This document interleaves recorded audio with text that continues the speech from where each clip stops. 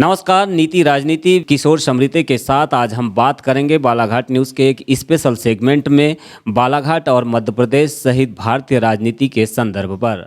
तो आइए शुरुआत करते हैं एक नया कार्यक्रम, एक नया सेगमेंट किशोर समृते के साथ। 26 जनवरी का दिन है, किस तरह का संदेश आप गणतंत्र पर्व के उपलक्ष्य में देना चाहेंगे बालाघाट जिले वासियों को?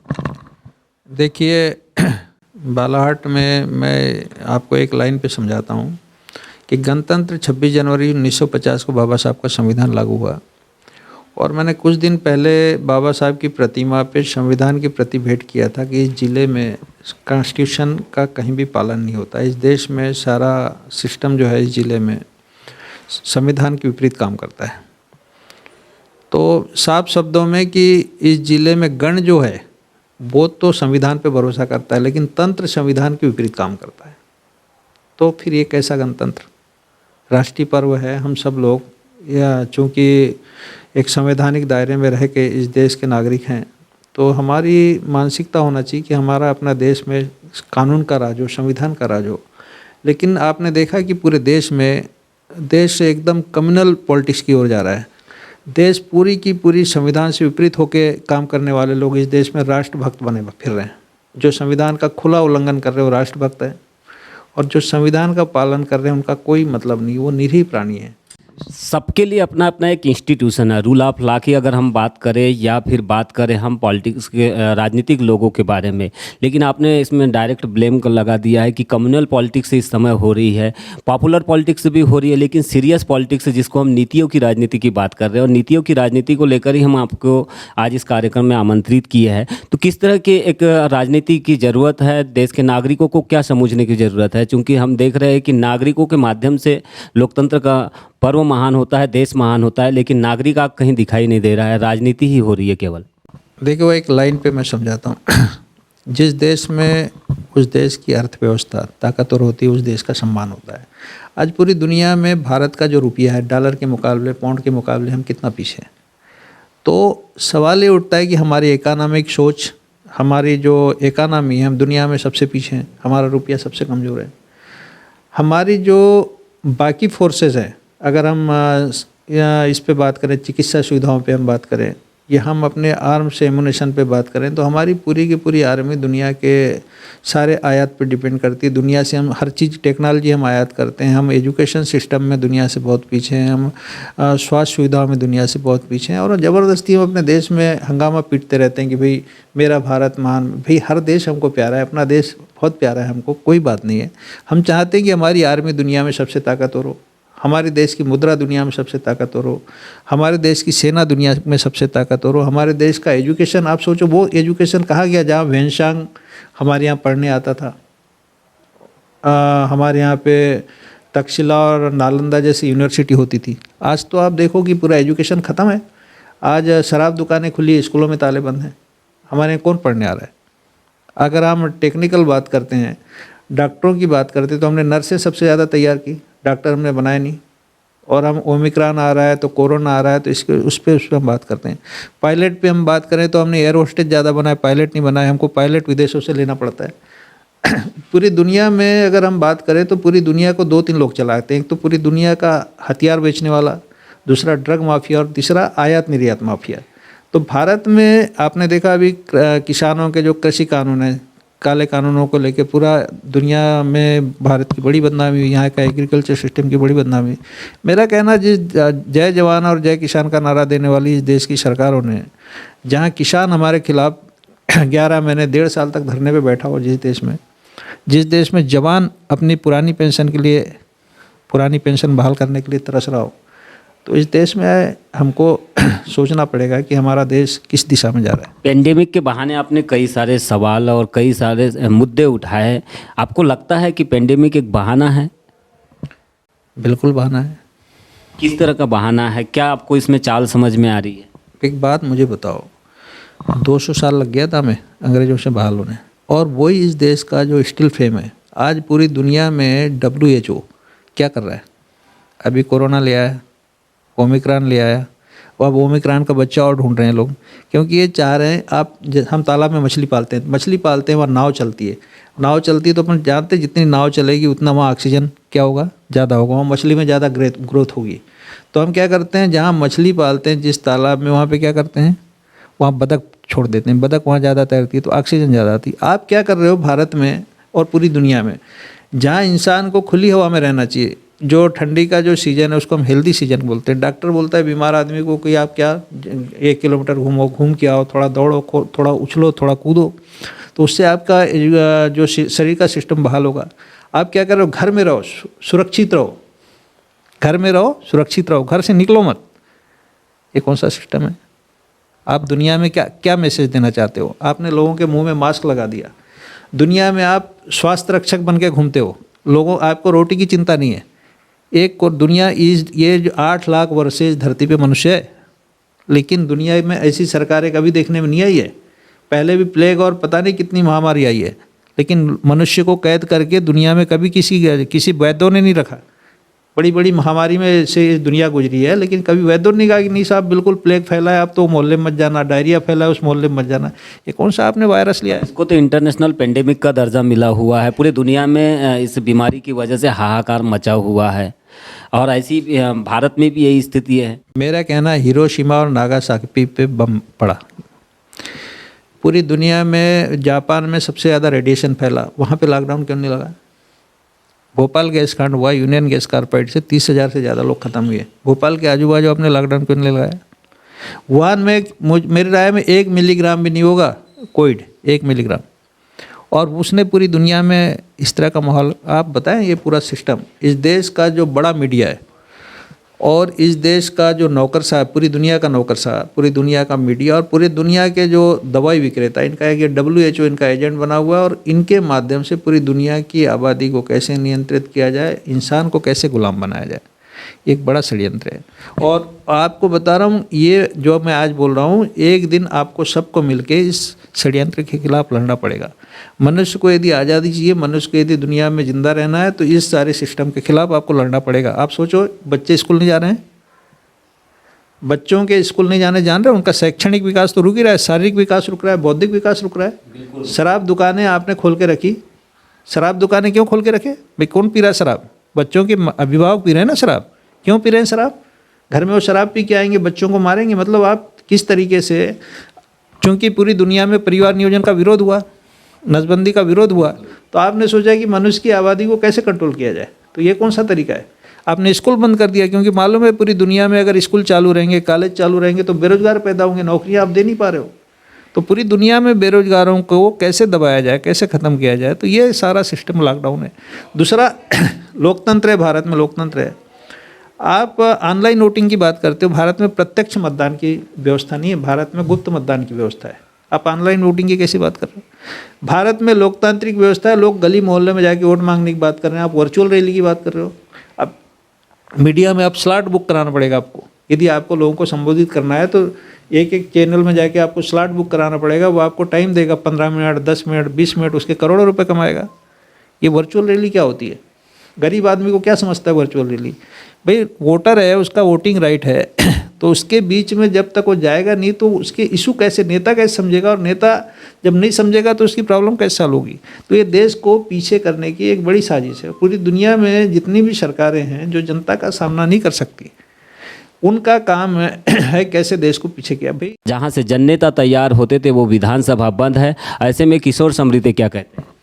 मध्य प्रदेश में आपने देखा कि कमलनाथ की जनता की चुनी हुई सरकार को भारतीय जनता पार्टी ने किस तरह विधायकों को 35-35 करोड़ रुपए में खरीद के आपने यहाँ पे मध्य प्रदेश में सरकार बनाई। क्या इस खरीदी की, इस घुसकांड की जांच नहीं होना चाहिए? जो 27-28 MLA जो दल बदल के, ज्योतिरादित्य सिंधिया के साथ दल बदल किया जिन लोगों ने, ठीक है दल बदल किया, कोई बात नहीं, लोकतांत्रिक व्यवस्था है दल, लेकिन खरीद फरोख्त करके आप एक चुनी हुई सरकार को गिरा। तथ्य भी तो होना खरीद फरोख्त। बिल्कुल तथ्य हैं लोगों के। अभी कमलनाथ के, ज्योतिरादित्य सिंधिया के और माधव क्या नाम अपना शिवराज सिंह चौहान के, अगर इसके मोबाइल के पूरे रिकॉर्ड निकाल लिए जाए तो सारे तथ्य सामने आ जाएंगे। इतना जल्दी आपको पहले सोचना चाहिए कि जनता ने आपको कुर्सी से व्यापम के मामले में और ढेर सारे मतलब घोटालों के मामले में आप उसमें दोषी थे, जनता ने आप पे विश्वास नहीं किया और जनता ने आपके खिलाफ मतदान किया। आप 12-13 महीने बाद फिर से सत्ता में आ गए, आप खरीद फरोख्त करके। ये लोकतंत्र है क्या भारत में? ये लोकतंत्र का सबसे घिनौना रूप है। और इसी वजह से मध्य प्रदेश में जो सरकार है, मतलब शिवराज तब एक जननेता था जब, लेकिन अब क्या स्थिति है? आज भारतीय जनता पार्टी का चपरासी है। यदि उसको अमित शाह ने बोल दिया कि भाई आप इस्तीफा दो तो कल इस्तीफा देगा। नरेंद्र मोदी ने कह दिया कि भाई नहीं इस्तीफा नहीं दो, शिवराज जी अभी रहो 15 दिन रहो, तो शिवराज जी 15 दिन रहेंगे। मुख्यमंत्री के चेहरे बदले गए, आपको लगता है कि मध्य प्रदेश में भी ऐसा ही कुछ होगा? मेरा कहना है कि मध्य प्रदेश की सरकार को बर्खास्त करके और इलेक्शन कराना चाहिए। मुख्यमंत्री बदलने से काम नहीं चलेगा। यहाँ की जनता, आप देखो, अगर आज आप नहीं कराओगे तो आने वाले समय में जनता जब भी फैसला करेगी तो यहाँ की सरकार के खिलाफ करेगी। अब शिवराज का चेहरा खत्म हो चुका। 2023 नज़दीक है, आप क्या रणनीति अपनाएंगे? आप किस तरह की पॉलिटिक्स करेंगे अब? देखिए, मध्य प्रदेश में हमारी अभी तैयारी स्वयं का दल बना के मतलब चुनाव लड़ने की है। और मैंने अभी दल के पंजीयन के लिए आपको बताया, मैंने अभी पूरा व्यवस्था बनाया हूँ।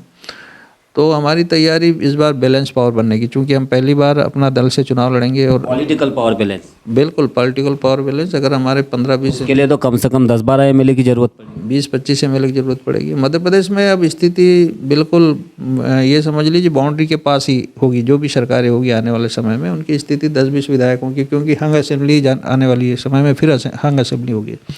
क्योंकि कांग्रेस का भी जो लीडर है, जनता ने उसके ऊपर बहुत ज़्यादा विश्वास नहीं किया। बीजेपी का तो ये जनता ने मतलब इनको बिल्कुल स्वीकार ही नहीं किया। आपके दल को अभी अप्रूवल नहीं मिला और आप हंग असेंबली की बात अभी से करना रहे। अगर आपको अप्रूवल नहीं मिलता, आपका पंजीकरण नहीं होता है आपके दल का, तो आप कोई नई पार्टी ज्वाइन करेंगे या फिर निर्दलीय चुनाव लड़ना पसंद? देखिए साहब, अब तो मैं दलों से, चूँकि मैं सपा में भी रहा, मैं बसपा में भी रहा, मेरे शुरुआत राजनीतिक जीवन की कांग्रेस से हुई, तो अब दल, चूँकि मेरी आइडियोलॉजी डिफरेंट है और कौन किस दल में आप शामिल हो गए पता चला, उसने मुझे कारण बताओ नोटिस जारी कर दिया, मेरा बयान कुछ आ गया उसने, तो ये हमें इनका गुलाम बन के नहीं रहना है। हमें खुद की अपना दल बना के खुद का काम करना है और उसके बाद फिर देखेंगे आने वाले समय में। लेकिन हमारा तो ये मानना है कि प्रदेश में जो भी बेहतर होगा, जो अच्छा काम होगा, वो हम लोग करेंगे। दल बनाना आसान है, लेकिन दल के मुताबिक काम करना, राजनीति का जो सिद्धांत है, जन सेवा, जन नीति और जन कल्याण, ये कहीं पर साकार होते हुए नहीं दिख रहा है, इसकी व्यापकता नहीं दिख रही है। तो आप क्या, किस तरह की राजनीति करेंगे? देखिए, बेसिक तो मैं टीचर का बेटा हूँ और मेरा लाइफ स्टाइल भी देखो बहुत सहज है, बहुत सरल है। दूसरा, कई आंदोलन किए, कई बार हम लोग जेल गए, संघर्ष करना हमारे नेचर में है।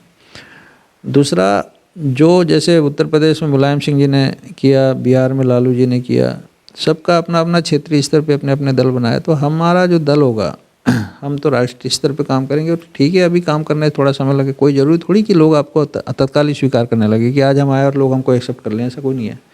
लेकिन इस मध्य प्रदेश में हमारा दल एक बेहतर विकल्प होगा, आप देखना आने वाले समय में दिखाएंगे। लांजी विधानसभा का भविष्य आप किस ओर देखते हैं, क्योंकि आप वहाँ से विधायक रह चुके हैं? देखिए, लांजी विधानसभा में वहाँ जो कांग्रेस से 2 बार एमएलए है, उस लड़की से तो लोगों का मन भर चुका और वो फेलवर है पूरी तरीके से। दूसरा, जो बीजेपी का भी जो उम्मीदवार है, जनता ने उसको पूरी तरह नकार दिया। तो लांजी में इस बार न कांग्रेस होगी न बीजेपी होगी। लेकिन हिना के प्रति तो मान रहे हैं कि लांजी में खुश रंग है जनता। नहीं, कहाँ से खुश रंग भाई? कोई काम बताओ जिस क्षेत्र में 90,000 से ज़्यादा बेरोजगार हो, जहाँ पे 5 लाख, मतलब जहाँ पे आप समझ लीजिए पूरे ज़िले में 5 लाख से ज़्यादा लोग पलायन करते हो, वहाँ पे डेवलपमेंट का क्या है मुझे बताओ? एक इंडस्ट्री नहीं है। किसानों की तो पूरे बालाघाट जिले से होता है। इसलिए होता है कि बालाघाट जिले में और लांजी में गरीबी, भुखमरी, बेरोजगारी चरम सीमा। लांजी छत्तीसगढ़ और समझ लीजिए पूरा कालाहांडी का बेल्ट, ये पूरा गरीबी से पिछड़ा हुआ। नक्सलवाद जहाँ पे, वहाँ सबसे ज़्यादा गरीबी होती है, पिछड़ापन होता है। तो लांजी क्षेत्र में नक्सलवाद है। दूसरा, उसके फादर की भी नक्सलियों ने हत्या की, तो उसकी माँ भी एमएलए रहे, उसके फादर भी एमएलए रहे, वो खुद भी 10 साल एमएलए। कोई ऐसा काम बताओ जिससे ऐसा लगे कि लोग उसको एक्सेप्ट करना चाहते हैं। जातिगत आधार पर या फादर के नाम पे तो वोट एक डिफरेंट मैटर है। समृद्धि को क्यों एक्सेप्ट करेंगे लोग? समृद्धि की भी तो विवादित छवि रही है। समृद्धि की इसलिए विवाद, समृद्धि लड़ाकू है। समृद्धि का 11 महीने का कार्यकाल लोगों ने देखा है कि समृद्धि पूरा समुद्र हिला देता है, समृद्धि पूरी सरकार हिला देता है। समृद्धि का काम जानते हैं कि समृद्धि 11 महीने में क्या किया है। सारा डेवलपमेंट लांजी क्षेत्र में किशोर समृद्धि का ही है और किसी का नहीं है।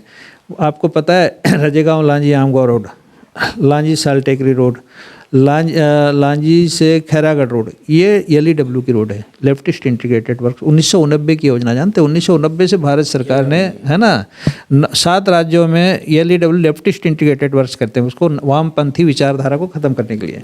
वो पैसा 1990 से भारत सरकार की योजना चालू, आपके पास नहीं है। मैंने 288 करोड़ रुपये लिया है बैलगाड़ी से जा के। राजीव गांधी ग्रामीण विद्युत मिशन बालाघाट जिले का नाम था। नहीं होता, टोले मजरे में बिजली नहीं होती थी, मैंने लाया टोले मजरे में बिजली। इस साल भी केंद्र ने कुछ मंजूरी दी है LWE में, ये मंजूरी का श्रेय लिया जा रहा है, इस पर आप क्या कहेंगे?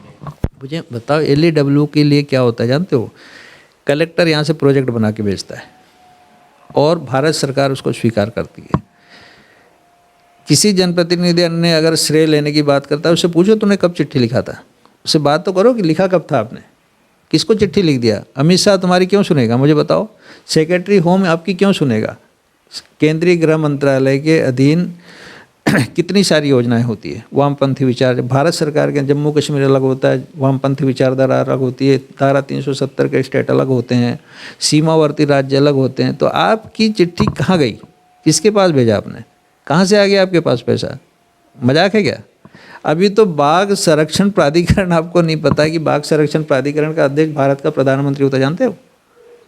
कान्हा नेशनल पार्क जो है सीधा प्रधानमंत्री के अंडर में। आप कान्हा नेशनल पार्क में SP जाके सर्चिंग करता है, उसको पावर है क्या सर्चिंग करने का?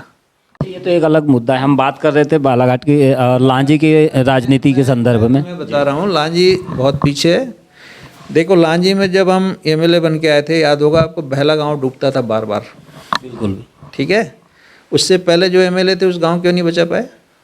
जब मैं MLA बन के आया तो मैंने महाराष्ट्र के चीफ इंजीनियर को चिट्ठी लिखा कि साहब आपका जो कैटीवेयर है, इसके जो स्पान है बहुत करीब है, इसके स्पान कट कराओ, नहीं तो गांव बार बार डूबेगा, और नहीं कट कराओगे तो हम इसको डायनामाइट से उड़ाएंगे। हमारी चिट्ठी के बाद में क्या हुआ कि महाराष्ट्र सरकार ने उसके स्पान कट कराया। डूब रहा है क्या पहला?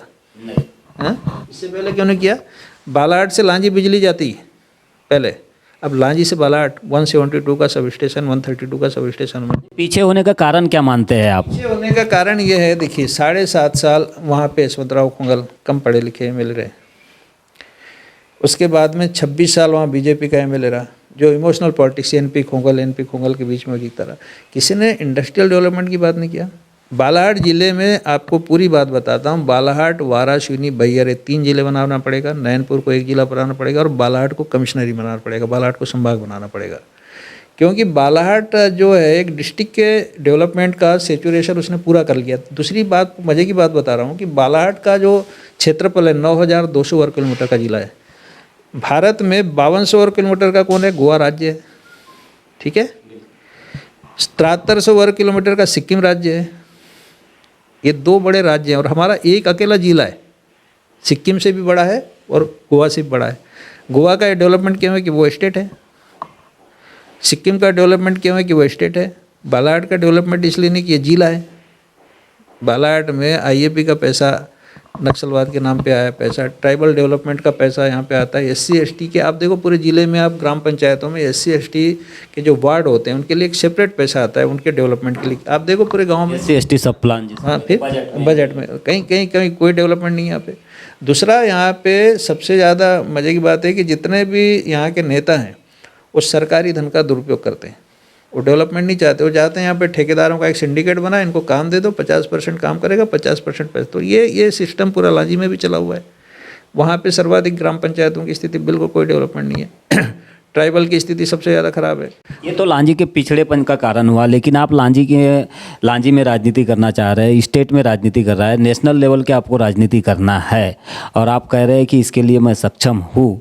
तो आप जिन नीतियों के माध्यम से काम करेंगे उसके ऊपर आपको हमेशा आरोप झेलना पड़े हैं। अभी हाल ही में कई आरोप आपके ऊपर लगे हैं कि कई लोगों से आप पैसे उगाही करते, इस तरह के आरोप आपके ऊपर लगे हैं। हेलीकॉप्टर से घूम रहे हैं, कहाँ से पैसा आ रहा है, ये आरोप लगे। इनका जवाब आप कैसे देंगे जनता? मुझे एक बात बताओ, राम मंदिर बना भारत में? बिल्कुल बना। कितना चंदा हुआ होगा? वो तो न्यास वाले ही बता सकते। कितना हुआ होगा? न्यास वाले नहीं, लांजी में तो कोई न्यास वाले नहीं है, बालाघाट में कोई न्यास वाले। पूरे देश में सबसे ज़्यादा चंदाखोरी किसके नाम पे हुई है? राम मंदिर के नाम पर। किसी ने सवाल पूछा? बिल्कुल नहीं। किशोर समृद्धि से क्यों सवाल पूछा जाता है? मेरे फादर टीचर थे ना, मेरा घर देखे हो कैसा है, मैं घर देखे हो, हाँ देखें, देखिए दूसरा जो आपको दिखाकर राजनीति करेंगे क्या आप? नहीं, मैं बात कर रहा हूँ, घर को बनाने भी तो पैसा चाहिए। जो आदमी बूथों में देने पैसे लगते हैं चुनाव जीतने के लिए 10,000 20,000 50,000, भाजपा के लोगों से कभी सवाल किया? लांजी क्षेत्र में जो लोग राजनीति कर रहे हैं अपने बाप की फ़ोटो दिखा कर रहे हैं ना। कांग्रेस बोलता है मेरा बाप परमवीर चक्र, इसको दिया नहीं सरकार ने, मेरे बाप का मर्डर हो गया बॉर्डर में। एक बोलता है मेरा बाप का मर्डर हो गया घर में, है ना। तो आपके फादर ने अगर देश के लिए कुछ काम किया तो आप भारत में परमवीर चक्र की मांग करो ना, कि हमारे फादर शहीद लड़ते लड़ते शहीद हो गए, इनको परमवीर चक्र दिया जाए। आप समाधि बना के क्यों वोट मांग रहे हो? इमोशनल राजनीति कर रहे हैं। आप तो बात करो कि हमारे पिताजी को गलत तरीके से हत्या कर दी, हमारे पिताजी नक्सलियों से लड़ते लड़ते मारे गए, और हमारे पिताजी को सैनिक सम्मान दिया जाए और परमवीर चक्र दिया जाए। अब क्या कर रहे हो? ये बात तो कर नहीं रहे हो, क्योंकि जानते हो अगर ये बात हम करेंगे तो इसकी जांच शुरू हो जाएगी कि हमारे पिताजी सही थे या नहीं थे। पता चला हम घर में ही मर गए, उस मौत का कारण भी सरकार फिर पता करेगी। एक चीज़ ये देखने में आ रही समृद्धि जी, माफियाओं के ऊपर आपकी बड़ी टेढ़ी नज़र रहती है, क्या वजह है? क्या माफियाओं से आपको लेना देना रहता है कुछ, क्या और भी कुछ कारण है? देखो एक बात बताएं, माफिया जो होता है किसी भी किस्म का माफिया वो समाज के लिए घातक होता है।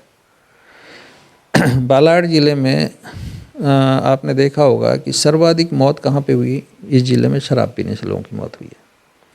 बालाघाट जिले में सबसे ज़्यादा मौत कहाँ पे हुई है? बड़ी बड़ी बिल्डिंगों में काम करने जो बाहर लोग गए हैं, कम से कम हज़ारों की तादाद में उन मज़दूरों की मौत हुई है। बालाघाट जिले में सबसे ज़्यादा महिलाओं से बलात्कार किसकी वजह से हुआ? गांव-गांव में शराब बिकने की वजह से हुई है। महिलाओं की हत्या कहाँ से हुई है? गांव-गांव में शराब बेचने की वजह से। बच्चियों से छेड़छाड़ की घटनाएं कहाँ हुई? अगर मध्य बालाघाट जिले में 110 शराब की दुकानें देसी विदेशी कितनी है? 110। और शराब कितनी जगह बिक रही है? 3,000 स्थानों पे। अगर वो 110 ही जगह शराब बिके तो उससे बहुत ज़्यादा कोई स्थिति नहीं होगी। चल भाई सरकार को रेवेन्यू मिलेगा और जिसको ज़रूरत है उसको शराब मिल जाएगी।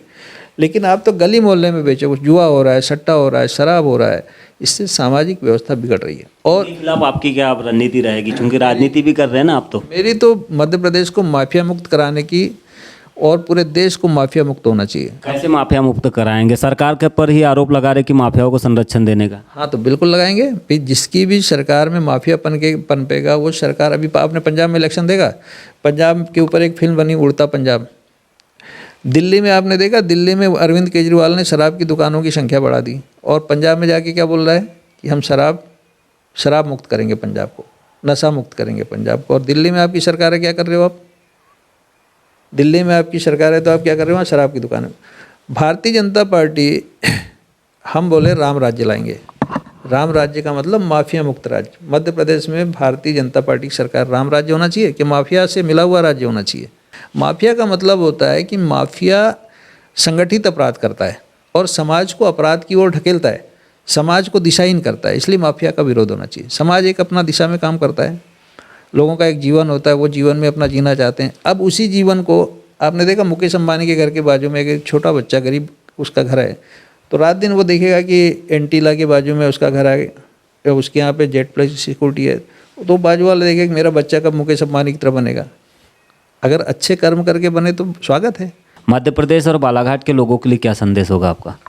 देखिए मध्य प्रदेश के लोगों के लिए तो पहला संदेश ये है कि जो वर्तमान सरकार है वो मध्य प्रदेश के लिए बिल्कुल काम नहीं कर रही। मध्य प्रदेश एक डेवलपमेंट स्टेट की परिभाषा को पूरा नहीं कर रहा है। उसकी वजह है कि मौजूदा सरकार के कार्यकाल में करीब 75,000 उद्योग धंधे बंद हैं। दूसरा, जितने ज़िले हैं 52 डिस्ट्रिक्ट हैं, कहीं पे भी इंडस्ट्रियल एरिया नहीं है। सरकार निजी क्षेत्र से सरकारी क्षेत्र से नौकरी की बात नहीं करती है, और निजी क्षेत्र के से नौकरी देने के लिए रोजगार मेला। मेरा कहना है अगर पूरे के पूरे 52 जिलों में सरकार औद्योगिक क्षेत्र घोषित करके डेवलप करके अगर निजी क्षेत्र में भी उद्योग आप शुरू करोगे, तब मध्य प्रदेश महाराष्ट्र और गुजरात की तरह की डेवलपमेंट करेगा, राज्य बनेगा। आपने देखा कि इंडस्ट्रियल एरिया बालाघाट में भी नहीं है, बालाघाट में बिल्कुल नहीं है, और बालाघाट में 4.5 लाख से भी ज़्यादा बेरोजगार नौजवान हैं। दूसरा, आप बालाघाट की बात कर रहे हो, बालाघाट राजनीतिक शून्यता वाला जिला है। यहाँ पे सरकारी अधिकारी, पूरे मध्य प्रदेश में सरकारी अधिकारियों का राज है, और यहाँ पॉलिटिकल वैक्यूम है। यहाँ के विधायक और सांसदों को मैंने देखा, जो जनता के प्रतिनिधि हैं, वो जनता के प्रति जवाबदेह नहीं है। वो विधायक और सांसद यहाँ के अधिकारियों की चापलूसी और चमचागिरी करते हैं। बड़ा दुर्भाग्य है। मेरा तो ये मानना है कि बालाहाट को भारत की राजधानी एक सप्ताह के लिए बना देना चाहिए और राष्ट्रपति को और प्रधानमंत्री को एक सप्ताह तक बालाहाट में डेरा डाल के रखना चाहिए। उससे ये होगा कि बालाहाट की जितनी मौजूदा समस्याएं कि चारों तरफ वो नहीं है, अपना क्या ओवर ब्रिज नहीं है, फ्लाई ओवर नहीं है, तो फ्लाई ओवर भी बन जाएंगे। जब प्रधानमंत्री रहेगा, राष्ट्रपति रहेगा तो चारों फ्लाई ओवर बन जाएंगे। जब आपने 4 लेन ये बनाई थी, आपने ब्रॉडगेज आपने बनाई, तो आपको ये पता होना चाहिए कि नैनपुर में हमारे यहाँ पे डीआरएम बैठता था, तो डीआरएम कहाँ बैठना चाहिए? बालाहाट बैठना चाहिए। तो एक डीआरएम की पोस्टिंग यहाँ होना चाहिए। दूसरा, यहाँ पूरे फ्लाईओवर कंप्लीट होना चाहिए, पेयजल की समस्या बेहतर होना चाहिए और बालाहाट को अब कमिश्नरी बना देना चाहिए। क्या कमी मानते हैं? हम देख रहे हैं कि बालाघाट से काफ़ी सारे नेता निकल के आए हैं सामने, केंद्र से लेकर राज्य में उनका दखल रहा है। इसके बावजूद बालाघाट पिछड़ेपन का जो दंश है उससे बाहर नहीं निकल पाना, क्या वजह मानते हैं इसकी? देखिए, मूल बात यह है कि बालाहाट जिले की जातिवादी राजनीति, यहाँ के लोगों को ये बोलें कि वोट लेना भी नहीं आता और वोट देना भी नहीं आता, दोनों तरह की। जनता को वोट देना नहीं आता, उसे पता ही नहीं है कि कौन सा नेता उसके लिए लड़ने वाला है, कौन सा नेता उसके हक अधिकार दिलाने वाला है। देखो, बड़ी एक लाइन है राजनीति में कि सबसे आसान काम है लोगों के हक अधिकार छीनना और सबसे मुश्किल काम है लोगों के हक अधिकार दिलाना। सबसे आसान काम है चापलूसी करना और सबसे मुश्किल काम है लोगों को हक अधिकार दिलाना। तो बालाहाट जिले की राजनीति में पॉलिटिकल शून्यता है, जातिगत राजनीति है। कुछ लोग भावनाओं पे वोट मांगते हैं, कुछ लोग अपने माँ बाप की फ़ोटो दिखा के, मतलब वोट मांगने के तरीके, जनता को ठगने के तरीके बहुत हैं, लेकिन काम करने का किसी के पास एक तरीका नहीं है कि हमने ये काम करके लाया, 5 साल में हमने ये कर दिया, हमने ये डेवलपमेंट किया।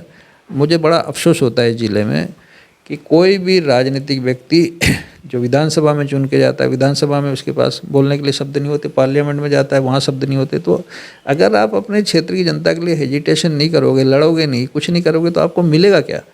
केंद्र की योजनाएं, राज्य की योजनाएं, अगर पार्लियामेंट का मेंबर है तो उसको कोशिश ये करना चाहिए कि भारत सरकार की कितनी योजनाएं हैं, ज़्यादा से ज़्यादा। अब जैसे भारत सरकार की एक योजना है अटल बिहारी शिक्षा योजना, ठीक है, उसका बस्तर में आप जाके देखना, बस्तर में उस योजना से एक बड़ा कॉलेज खुला हुआ है, बड़ा सेमिनार, वहाँ बहुत सारी चीज़ें हैं। तो हमारे यहाँ जैसे साउथ बैरियर में केंद्र सरकार की अटल बिहारी शिक्षा योजना में एक ट्राइबल यूनिवर्सिटी आप खोल सकते हो साउथ बैरियर में।